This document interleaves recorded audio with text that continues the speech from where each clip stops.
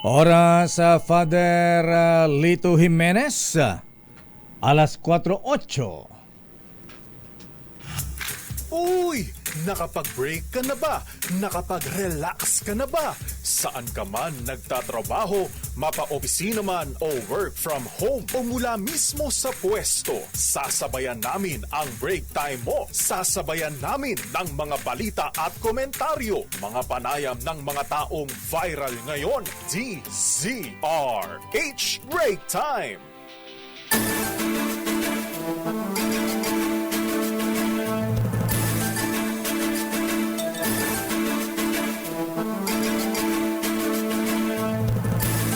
Magandang hapon, Pilipinas.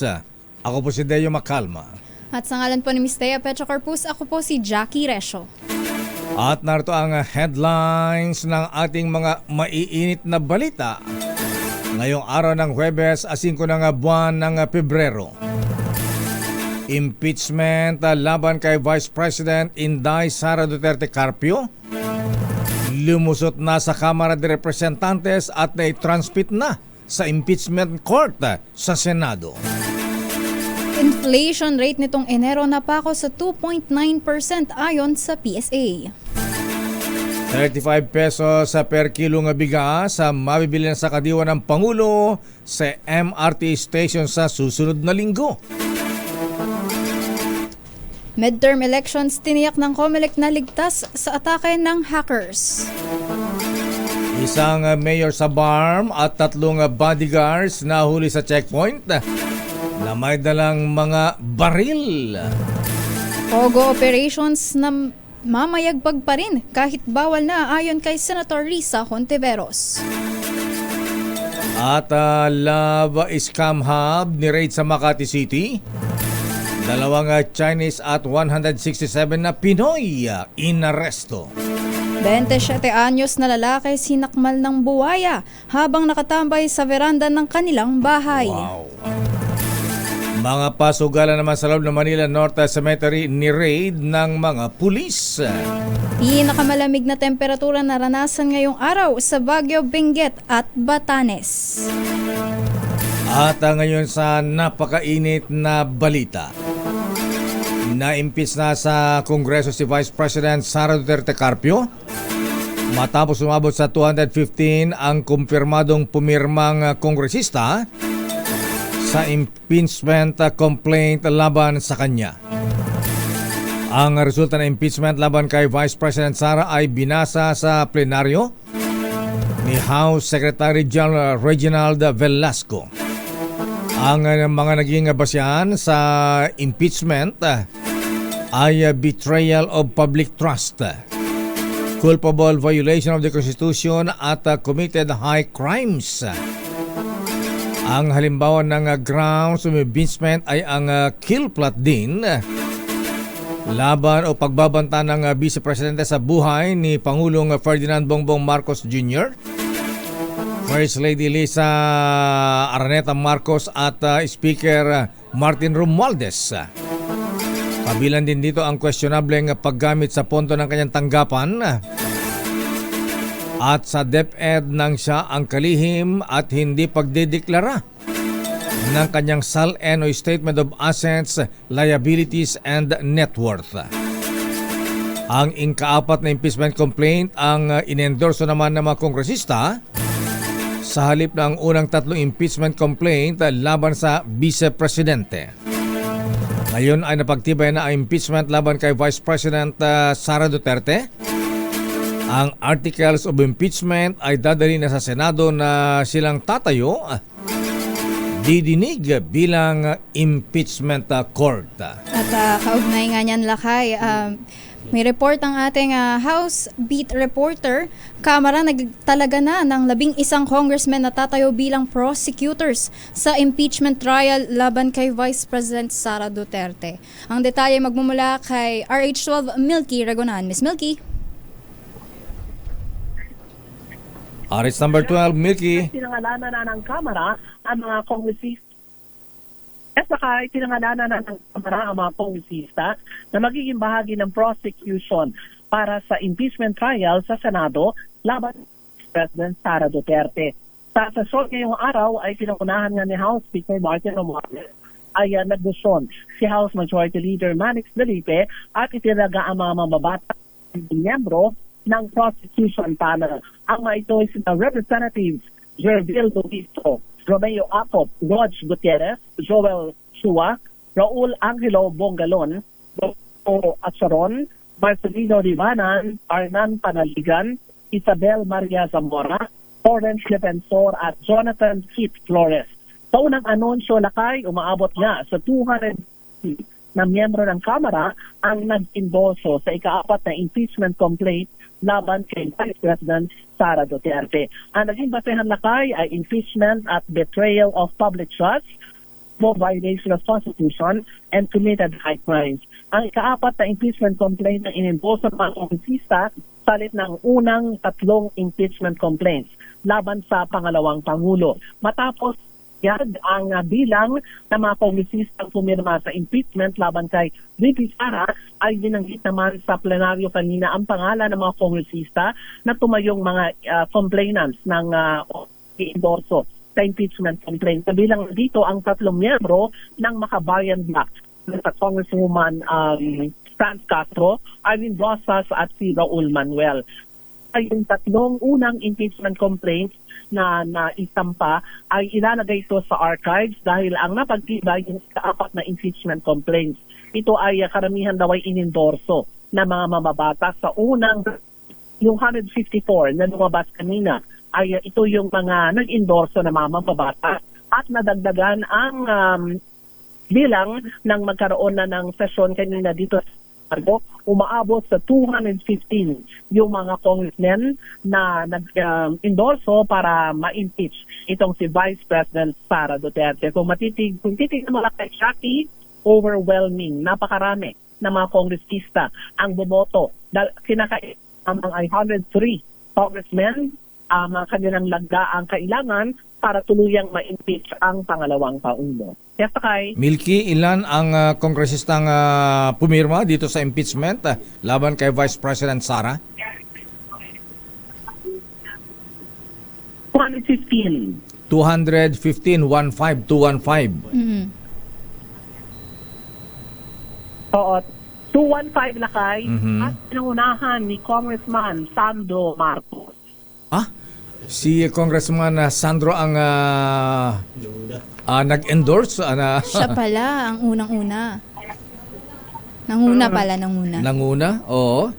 Unang kasi Lakay at Lakay Jackie, ang ginawa kasi dito, pinabilis na lamang so hindi na sila file ng impeachment complaint sa House Committee on Justice. So kailangan na lamang para maging madali, nanganap sila ng pirma. Ang unang pumirma complaint ay si Congressman at Presidential son Sandro Marcos. Abay, nakagula ito. 215 congressmen na pumirma. Abay, nakagula ito, Manang Milky, kung ang Congressman Sandro Marcos pa ang unang pumirma, ang kanyang ama, ang Pangulong Ferdinand Bongbong Marcos Jr. ay siya na sabi nawagan. na wag na munang ituloy. Na wag ituloy impeachment laban sa Vice Presidente. Hindi natin maipagin Lakay at Jackie, pero sa impormasyon, siya daw ang unang pumirma doon. Listahan ng mga kongresista na nagpa-impeach kay Vice President Sara Duterte. So doon na pagtibay na, nakakalak na sila ng 214 o 250 signatures ay idudulog na ito o kaya isusumiti na ito sa Senado at nagkaroon na rin ng 11 congressmen na tatayo bilang mga prosecutors sa trial at ang mga senador naman ang tatayong mga senator judge sakaling itong impeachment trial laban sa pangalawang Pangulo. Hindi pa namin Lakay at Jackie na kuha yung kopya ng impeachment complaint pero yun ang impormasyong nakuha natin. Si Congressman Sandro Marcos, ang presidential son, ang umaroy unang pumirma doon sa complaint na kinabibilangan ng 215 congressmen na pumirma para ma-impeach itong si Vice President Sara Duterte. Anong reaksyon na Milky ng mga kakampi o kasama ni Vice President Sara Duterte tulad ni Congressman Pulong Duterte at Congressman Ungab. May mga reaksyon na ba sila dyan? Meron ng unang statement na kay si Congressman Paulo Duterte. Ang sabi niya ay ni-railroad o minadali daw ang impeachment laban kay Vice President Sara Duterte. At ang sabi niya, nagbabala siya na ito ay magsilbi daw na dahilan para magkaroon ng kaguluhan at parang binaniwala rin yung apela rin ng Iglesia ni Cristo na wag nang isulong ang impeachment dahil ito rin daw ang posisyon ni Pangulong Bongbong Marcos. Okay, maraming salamat, Manang Milky. Okay, Lakay. So, 215 congressmen ang pumirma sa impeachment complaint laban kay Vice President Duterte. At ang sabi ay itatransmit na daw nila ang articles of impeachment upon sa Senado at nagtalaga na rin ng 11 congressmen na siya lamang tatayong prosecutors sa kanin magsimula ng impeachment trial sa pangalawang Pangulo. Ako si Mildred Guna sa DCRH, una sa Pilipinas, una sa Pilipino. Maraming salamat, Manang Milky mula sa Kamara de Representantes. So, ulitin natin, 215 ang pumirma sa impeachment complaint laban kay Vice President Sara Duterte Carpio at nanguna sa pumirma ay ang presidential son, Congressman Sandro Marcos. At mula sa Kamara, dumako tayo sa Senado. Na-transmit na ba ang impeachment complaint? Mga senador, tiniyak na hindi tatalikuran ang responsibilidad sa impeachment case laban kay Vice President Sara Duterte Carpio. Yan po ay ayon kay Senator Joel Villanueva. Alamin nga natin kung na-transmit na nga sa Senado at ano ang reaksyon ng mga senador, siyempre lalo na ang Senate President. Aris number 28. Raymond at Paz, please come in. Raymond. Mayor, wala umanong pagkahanda ang mga senador sa impeachment case laban kay Vice President Sara Duterte. Ito ay dahil huling araw ngayon ng kanilang sesyon at marami pa silang prioridad na kailangang tapusin. Sa katunayan ay ang right-sizing bill ang pinag-uusapan ngayon dito sa plenary. Ngunit ayon kay Senador Joel Villanueva, hindi nila maaaring talikuran ang kanilang responsibilidad kung sakali at mayakyat ang impeachment case laban kay Vice President Sara. Sabi ni Villanueva, bahagi ng responsibilidad ng isang senador ang pagiging judge kapag may impeachment complaint. Tumanggi itong detalye ang mga kanilang gagawin dahil kailangan pa nilang hintayin na i-transmit sa kanila ang inaprobahang impeachment complaint laban sa pangalawang Pangulo. Kabilang sa kanilang pagpapasyahan ay ang rules na gagamitin sa impeachment court. Narito si Senador Joel Villanueva. Tayo bilang parte ng Senado, we're just ready to do our part and perform our duties and responsibilities. Yan yung sinumpaan naming tungkulin bilang mga senador ng Republika ng Pilipinas. So whatever it is, ano man ang kailangan namin gawin bilang representatives of the people, senators of the people, yun ang gagawin namin. Si Senador Joel Villanueva sa ngayon Mayor ay naghihintay pa ng formal na transmittal dahil maliban doon sa soft copy na maaaring isend ng Kamara de Representantes sa Senado ay kailangan pa rin nila dito yung hard copy na personal na dadalhin ng mga kinatawan ng Kamara de Representantes para i-transmit formally dito sa Senado. At meron ng mga naunang pag-uusap kanina kung paano yung coverage na aming gagawin dito dahil napakasikip yung nasa opisina sa 6th floor na kung maaaring na dapat ay kung saan tatanggapin ay ang formal na kopya ng impeachment complaint laban kay Vice President Sara Duterte. Raymond. Mula sa Mayor. So, didinghin, magkakaroon ng impeachment hearing kahit nakasesyon na, nakabakasyon na ang Tapos na mga ang senador. sesyon. O yan, kahit recess na, Raymond. Yun ang hindi pa malinaw, Mayor, dahil ang binabanggit niya kanina ay lahat ng aksyon na gagawin ay dapat aksyon ng plenary. Ang 50 Mayor ay kung titingnan yung kanilang calendar ay hanggang ngayong araw lang yung last day ng kanilang sesyon. At yun ang hindi natin matiyak pa dahil ngayon ay ayaw munang tumanggi muna silang magsalita hinggil sa mga detalye, Mayor, dahil parang pinangungunahan daw nila yung impeachment complaint. Kailangan muna nilang hintayin at magpo-focus yung mga senador at didesisyonan ang lahat ng bagay bago sila umakto, Mayor. Di ko masyadong matandaan, Raymond, nung ba impeachment laban kay Chief Justice Renato Corona, naka-recess din ba ang Kongreso, Senado noon? O may session? Hindi yun, Mayor. Mayor, nagsimula kami ng Disyembre sa inaprubahan sa House, December. Na-transmit agad yun, then nag-start na yung hearing impeachment complaint ng Enero, natapos ng buwan ng Mayo, Mayor. Wow, So, abangan natin kung, kasi nga ang question dyan pwede bang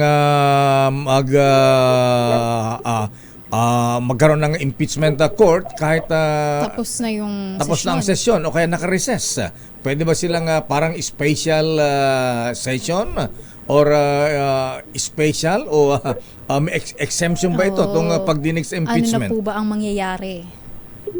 Meron akong narinig na nagpaliwanag dati na ang impeachment court ay hiwalay sa regular session. Ayan. So pwede na ituloy. Yun yung mga ganon. Pero kailangan pa rin mismong manggaling ito sa anunsyo ng liderato ng Senado Mayor. Lalong-lalo na dahil doon sa aming bilang merong 7 na re-election ni senators ngayon para sa May 2025 election, Mayor. Okay, abangan natin yan. Maraming salamat, Raymond. Mula dito sa Senado na napakaraming mga local officials, Luzon, Visayas, Mindanao. Bakit? Na bumisita kayo kaya punong-puno yung plenary dahil alam mo naman last day, Mayor. Lahat ng mga ito ay normal yan na bumibisita dito sa iba't ibang mga opisina ng mga senador. Baka hindi na nila makikita ang mga ito dito. Saka tapos lalo na magfa-follow up ng mga projects. Ayan, courtesy of our senators. Ayun, kasama na yun, Mayor. May mga nakita ko dito. Habulan. Mga grupo ng mga local officials na bisita sa araw na ito. Mula sa Senado, magkatay tayo doon sa formal transmittal. Ang abiso dahil mamaya-maya pa mangyayari ito, pero dadalhin dito na mga kinatawan ng Kamara sa Representantes. Ito si RH20, Raymond at as para sa Airways una sa Pilipinas, una sa Pilipinas. Maraming salamat, Raymond Dadpaas. Babalikan po natin ilang pang detalye ng ating mga balita. Abay, may tumis Jackie at ang tanong dito, magrarally ba ang mga kapatid ni sa Iglesia ni Cristo? Katulad sa ginawang rally noon na nawagan ng pagkakaisa at huwag ituloy ang impeachment laban kay Vice President Sara. Ngayong naisampa na, ayan, formally ang impeachment complaint. May pagkilos kaya ang mga kapatiran sa INC. At abangan din ang statement mula kay dating Pangulong Rodrigo Roa Duterte sa impeachment complaint laban sa kanyang anak. Ang dami nating aabangan, Lakay. Abangan natin. Maiinit, Miss Jackie. Babalikan natin ang mga balitang yan at iba pang mga reports sa ating palatuntunang break time. RH Break Time. Mainit ang mga balita ngayon. Oras, Mr. Cesar Lee ng Toyota Alabang, Mr. Michael Ismaygay, Dr. Evelyn Laureta, alas 4:27. Ang balita. Oras, Miss Jackie. It's 4:35 p.m. Bago ating mga bisita ngayon dito sa ating studio, mahibigan, alamin natin ang reaksyon. Ano kaya ang reaksyon ng Vice President Inday Sara Duterte Carpio?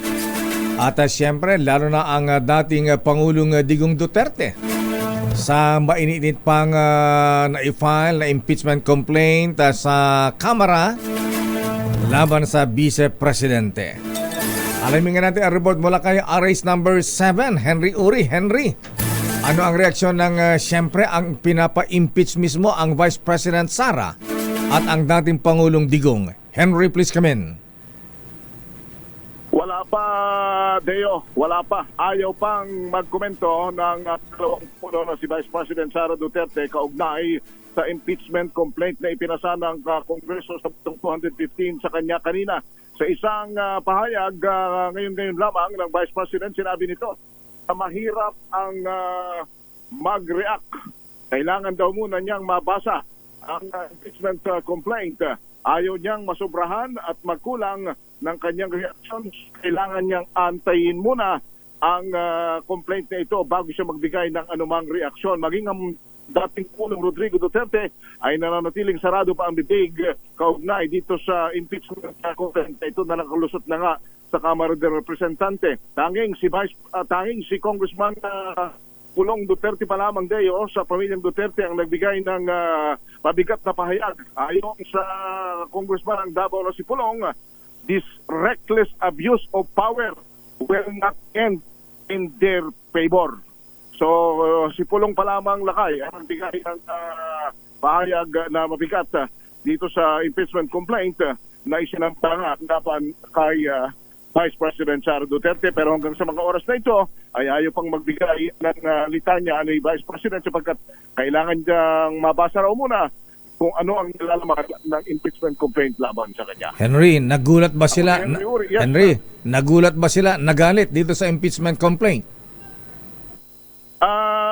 Kung si Vice President Sara ang pagbabatayan natin Deo ay tila matagal na naman nila itong pinaghahandaan sapagkat may mga sinasabi na nga na aktong abogado sa kanila at isa na rin representan ang dating Pangulong Rodrigo Duterte na mag-aabogado sa kanyang anak. Ngayon, kung matutuloy ito, ay yung pang ating hati. Pero pati sa kanila mga naunang pahayag, tila hindi na naman nila ito ikinagulat dahil ito pinaghahandaan na nga nila, Deo.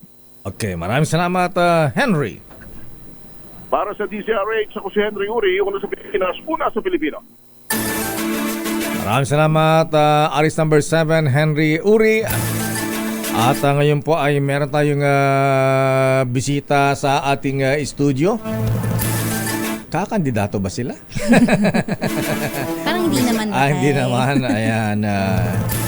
Magandang hapon po sa ating mga taga-subaybay. Talaga namang napakabilis talaga ng panahon na Miss Jackie. Ha? At natapos na uli ang Chinese New Year. Kung Hei Fa Choi. Abay, sana lahat tayo ay swertihin ngayong Year of the Snake. At alam nyo ba na ayon sa mga astrology experts, ngayong 2025 daw, Miss Jackie, ay dapat extra ingat daw po tayo sa mga financial risk. Wow. Hindi po muna ako mangungutang. At dapat po ay wais daw tayo sa ating mga bayarin. Wow. Kaya naman sikapin nating mag-ipon at siyempre iwasan nating makaligtaan ng magbayad na ating mga utang. At siyempre, lalo sa ating mga bayarin sa bahay. Sabi nga ang utang ay dapat bayaran. At kung bayad din lang ang pag-uusapan, lalo't na sa pagbayad ng ating mga bills, nako, kasama natin ngayon ang mga eksperto o wais ika nga sa mga pagproseso ng ating mga bayarin. At hingi tayo ng tips sa kanila, Miss Jackie. At mapalad tayo ngayon dahil kasama natin wala iba kundi ang President and the CEO ng Bayad na si Ginong Lawrence Ferrer.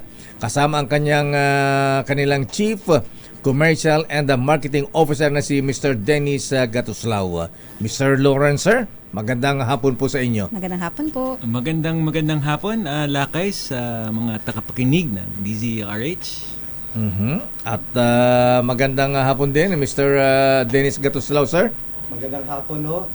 Salamat Lakay sa pag-invite nyo sa amin dito ngayong araw. So, Sir Lawrence, ayan, hindi po ba, ayan, diretso na tayo, hindi ba ang bayad ito rin yung kailan nating may interview ko? Oo. Bayad Center. Ayan, Tama ba? Bayad Center, tama po ba? Tama po kayo. Bayad Center or Bayad. Kung alam po ninyo, 2 dekada na po yan. And we've been fortunate to be serving the public for more than 20 years, reliable and safe bills payment. And we well, we realized that we're more than just an outlet, Bayad Center. We also support digital and online. Wow. And I don't know if you're familiar, meron kaming Bayad app, meron din kaming Bayad online. Both channels are done digitally that you can pay your bills seamlessly. So we're more than just a Bayad Center. We're Bayad. Ayan, aba talagang mas pinalaki nga, Mr. Lawrence, ang bayad ngayon, ha? Ayan, pwede nang magbayad sa May ng GCash. online na. Oo Ayan, nga, oh. Lakay. Pero na-curious na ako, Mr. Lawrence, sir, no, ha? Bakit kayo nag-rebrand nung pandemic? Tama po ba? Kasi Bayad Center and then ngayon bayad. Ayan na. Oo. So, Lakay, tugon to sa kahilingan ng publiko. Remember, nung pandemic, bawal tayo lumabas noon At ayaw natin mahawa, ayaw din natin magkasakit. So, we couldn't go to a physical store to actually make a payment. So, what we did was really to go into digital. Okay? So, as I said earlier, meron kaming Bayad app, meron kaming Bayad online. Pero pag sinilip mo, lahat naman nakikita nating mobile apps, mobile wallets na tinatangkilik ng publiko. Alam naman natin sino mga yon. Pag sinilip mo yung bills payment nila, some of the bills payment or most of the major bills payment, sinusuplayan ni Bayad. We are effectively the bills payment aggregator, the primary bills payment aggregator for itong mga bangko, itong mga fintechs, and therefore, we really want to be known more as Bayad, supporting both online and on-site payment requirements of our public customers. Ayun. Yung isa pa nga na-curious ako, Mr. Lawrence, sir, yung Bayad partners na nabanggit kanina, parang napakarami ko nang nakita kahit sa mga payment apps. Sino ba yung mga Bayad partners ninyo?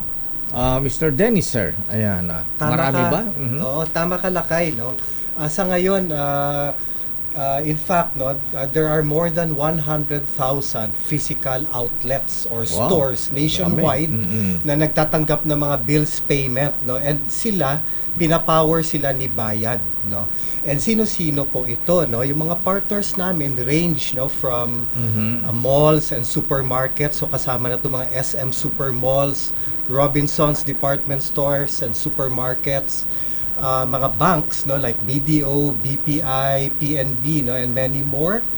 Our other partners are the pawn shops, no, like Cebuana, Palawan, M. Luwilier, no. So sa ngayon, Lakay, madami kami mga partners, no, sa iba-ibang industriya na tumatanggap ng payments for different utility, government, no, and other bills.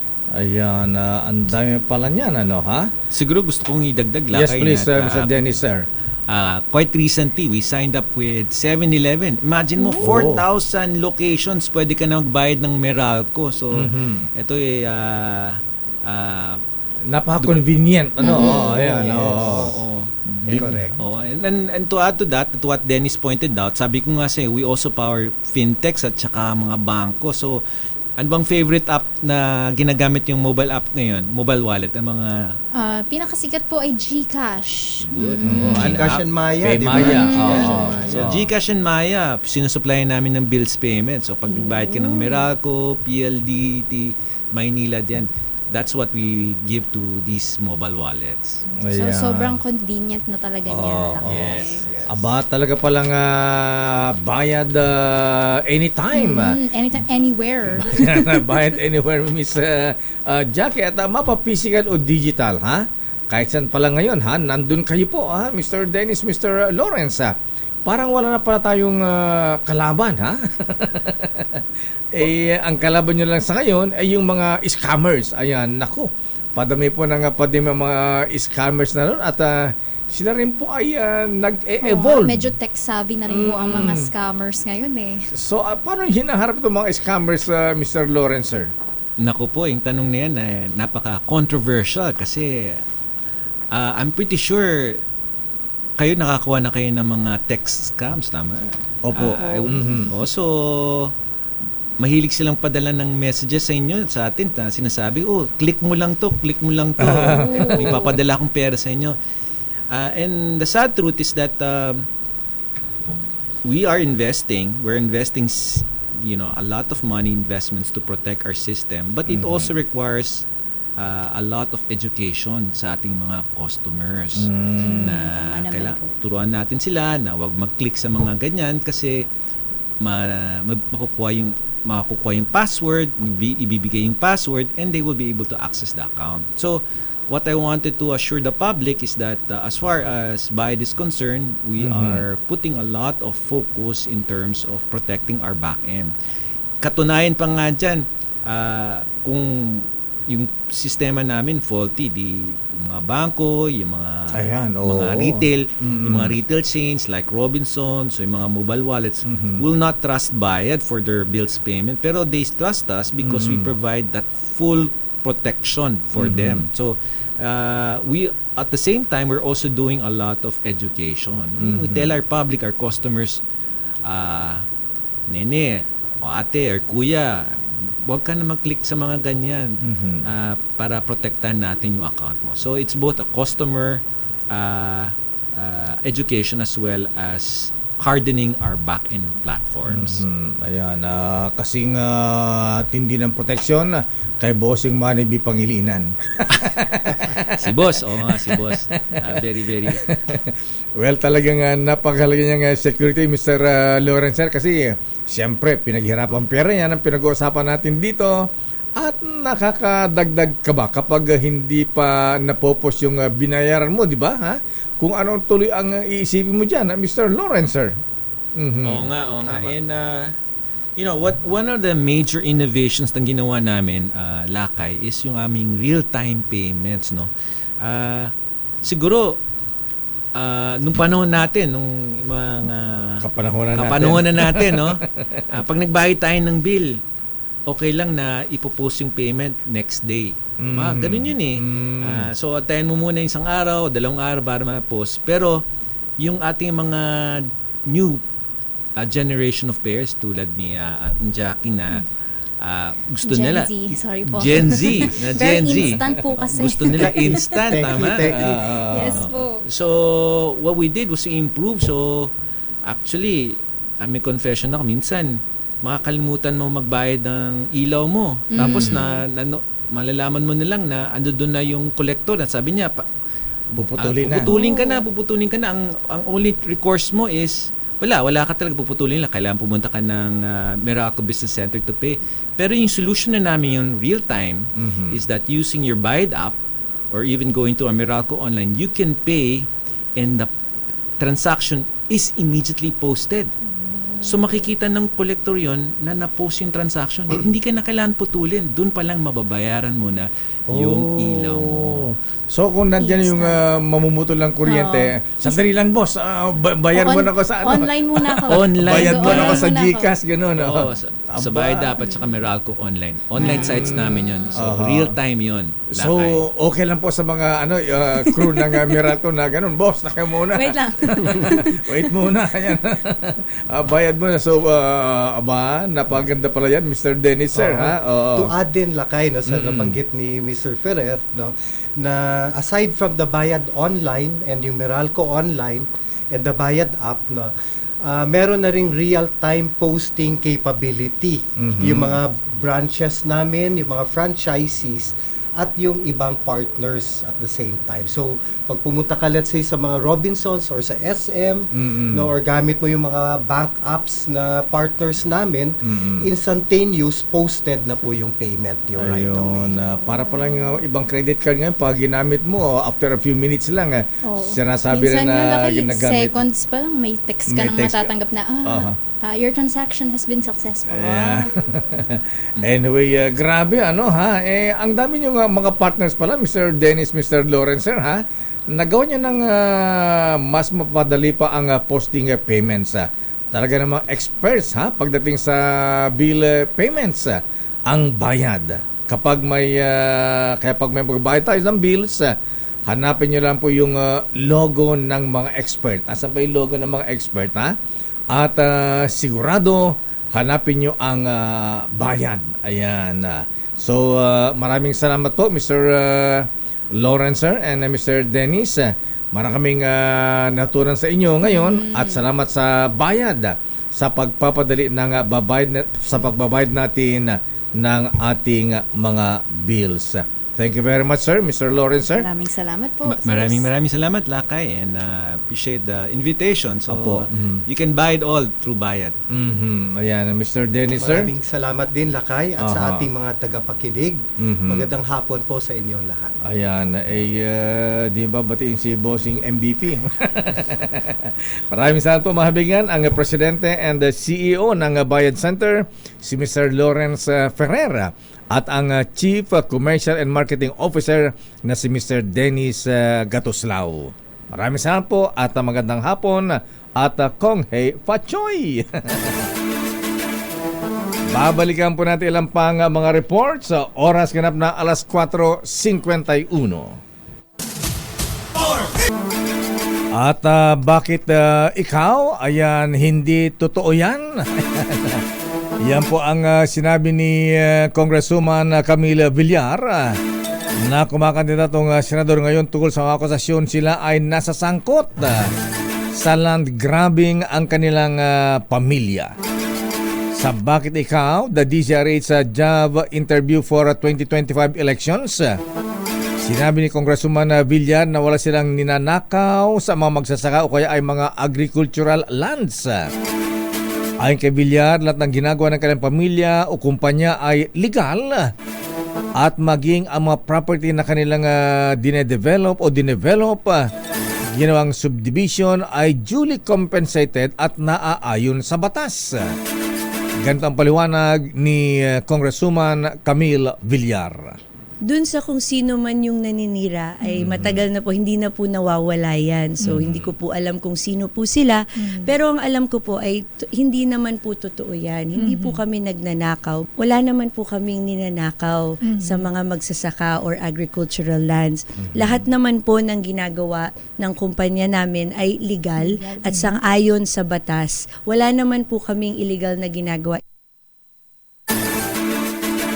Samantala sa iba pang mga balita, walang naitalang pagbabago sa inflation rate o ang paggalaw sa presyo ng mga bilihin sa bansa sa buwan ng Enero kumpara sa datos na naitala noong Desyembre ng nakaraang taon. Ayon sa Philippine Statistics Authority, nananatili sa 2.9% ang inflation rate nitong Enero taong 2025. Paliwanag ni PSA Undersecretary at National Statistician na si Dennis Mapa, pinakamalaking nakaambag dito ang food at non-alcoholic beverages na mayroong 50.3% share. Bukod dito, nakaambag din ang housing, water, electricity, gas at iba pang fuel na mayroong share na 16.5%. Samantala nakapagtala naman ng 2.8% inflation rate ang National Capital Region na mas mababa na kumpara sa naitalang 3.1% noong December ng nakaraang taon. At kaugnay sa final na impeachment complaint laban kay Vice President Sara Duterte Carpio, alamin natin update mula sa Senado na i-transmit na ba? Tinanggap na ba ng Senado ang impeachment complaint mula po sa Kamara de Representantes na pinirmahan ng 215 congressmen sa panguna ng presidential son, Congressman Sandro Marcos. Balikan natin si Raymond Dadpas mula sa Senado. Raymond. Mayor, dumating na nga dito sa Senado ang House Secretary General, si Attorney Reginald Velasco. Dala yung impeachment complaint laban kay Vice President Sara Duterte Carpio. Napakarami itong mga dokumentong dala nila at hindi pa siya umaakyat dahil hinarang namin dito sa pagdating nila sa Senate building.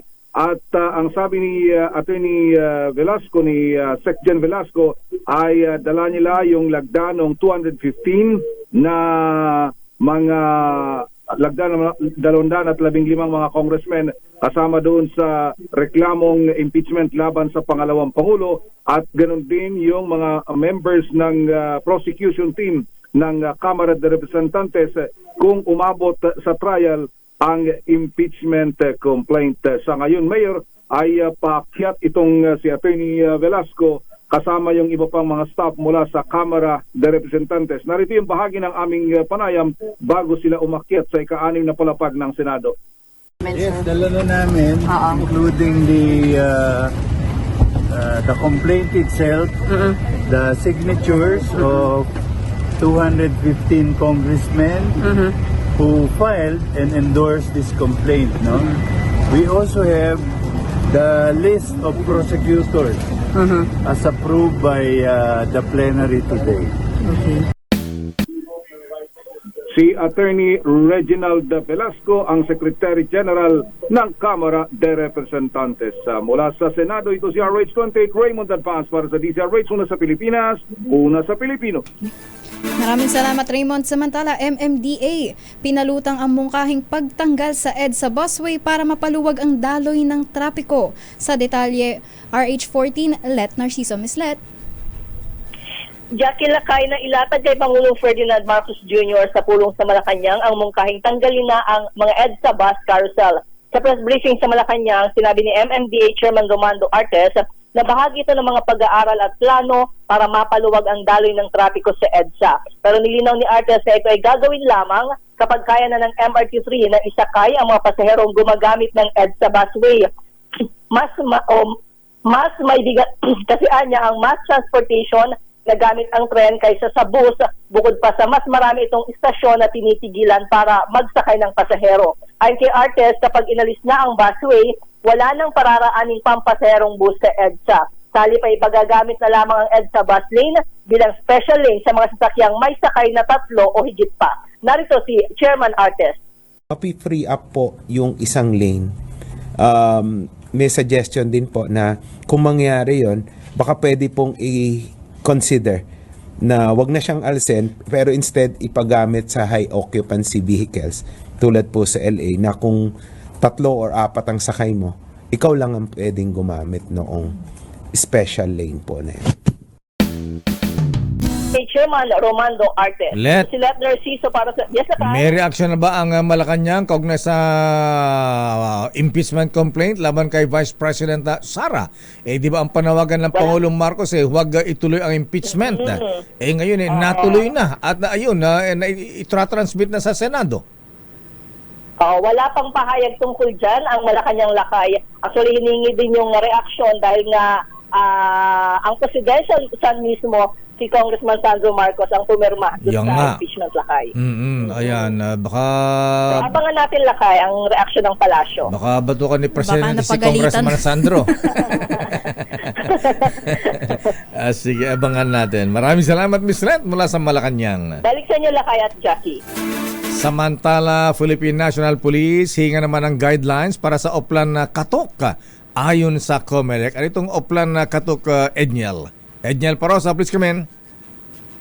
Lakay at Jackie, pinaglalabas ng Commission on Elections sa Philippine National Police ng malinaw na panuntunan o guidelines kaugnay ng itinutupad ditong Oplan Katok. Sa ambush interview sa Camp Crame, giniit ni COMELEC spokesman Attorney John Rex Lajanco na hindi sila tutol sa nabanggit na programa. Sa kabila kasi ng pag-question dito ni COMELEC Chairman George Garcia, binigyang linaw ni Lajanco na ayaw lang ng full body na nagdulot ito ng takot sa publiko. Tumutukoy itong Oplan Katok sa pagbabahay-bahay lakay ng PNP sa mga address ng mga may lipas ng lisensya sa baril. Pagpagod ni PNP Chief Police General Romel Francisco Marvil, paraan ito ng PNP para maiwasan ang pagkalat ng private armed group o ng loose firearms bagay na sinimulan pa bago ang election period. Pero sagot ng COMELEC, kailangan ito ng PNP ng malinaw na guidelines gaya ng nangyari sa issue ng pamahagi ng ayuda na nasagot din naman kalaunan. Pakinggan natin si Atty. Lajanco. Ganun din mo po ang hinahanap ng COMELEC sa bagay na ito. Hindi po ulitin namin, hindi namin pinipigilan, hindi namin sinusuklan yung desisyon ng COMELEC sa pagtatrabaho ng ating PNP. Ang gusto lang naman po natin, malatagan ng maayos na safeguards nang hindi ito maabuso at yung wala po yung chilling effect sa ating mga kababayan. Ang tinig ni COMELEC spokesman Attorney John Rex Lajanco. Ito si Edniel Parrosa, nag-uulat para sa DZRH. Una sa Pilipinas, una sa Pilipino. Maraming salamat, Edniel, at dumawa sa ating balitang showbiz. Anak ni Yasmin Curdy na umano'y binuli sa paaralan. Homeschooled na. Malaman natin ang detalye at bakit homeschooled na kay Miss Josa Cruzat. Josa? Lakay at Jackie, ibinalita ng aktres na si Yasmin Curdy na mag-homeschool na ang kanyang anak na si Ayesa. Ito ay matapos umuna itong mabuli sa dating eskwelahan. Sa Instagram post ni Yasmin, in-update niya ang publiko patungkol sa desisyong huwag na uling i-enroll ang anak sa dating niyang paaralan. Pinilian nila nilang i-homeschool ang anak sa ngayon kasabay ng patuloy na therapy nito. Sa post, pinasalamatan ng aktres sa mga taong sumuporta at nagpaabot ng simpatya sa kanilang pamilya. Partikular na pinasalamatan din ni Yasmin ang dati niyang high school teacher at principal sa isang kolehiyo para sa suporta na mabigyan si Ayesha ng safe space and environment. Magagunitang noong December 2024 nang ibahagi ni Yasmin ang pambubuli sa 12-year-old na anak ng isang grupo ng mga estudyante sa kanilang klase. Kinontra naman ito ng mga opisyal ng paaralan at sinabing ang nangyari ay diskusyon lamang ng mga estudyante tungkol sa preparasyon sa Christmas party. Nakipagpulong din noon si Yasmin kay Education Secretary Sani Angara para pag-usapan ang mga hakbang para labanan ang bullying sa mga eskwelahan. Pero hindi na isinapubliko ni Yasmin ang kanilang napag-usapan. Para sa Break Time Showbiz, ito si Josa Cruzat.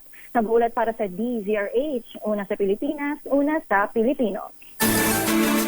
Maraming salamat, Josa Cruzat, sa ating balitang showbiz. So nga pala, anong school, ha?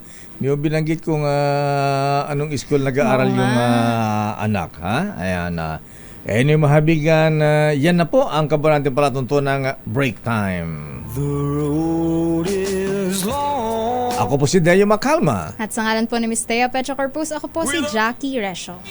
Susunod na mabalansyadong balita mula kay Chairman of the Board Henry Uri at ang favorite ng Chinese Embassy, Miss Kay Karen Oyong. Bye-bye. Ingat. Stay safe. Oras ganap ng 5:05.